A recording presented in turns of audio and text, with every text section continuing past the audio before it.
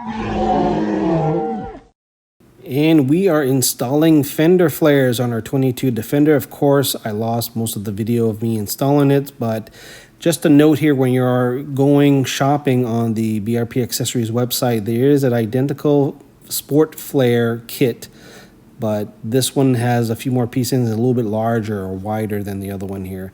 Generally, this is pretty easy. You all have mostly screws, except for the one in the front that drills into the green or the color piece. You got to go on the inside, and there's a molded hole that you can take your drill bit and drill from the inside out, and then you're good to go. This back piece is the easiest one because you have dimples where you can screw in the screws into the plastic. Just be mindful of the torque.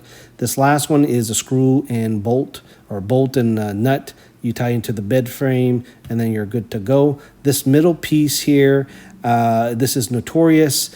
Here are the dimples that you align the piece and the screws, but they're not aligned with the piece. So I use Q-tip and acrylic paint to mark where I need to drill the holes in to put a bolt and nut, except for this last one, which has a grommet that will expand because you're going to go be pretty close to the frame. But once you have that installed, you just need a hex key and a 10mm ratchet. If you have the rock slider or the side bumper protector, you're going to need to download the instructions because you're going to have to cut some of this plastic to make it fit.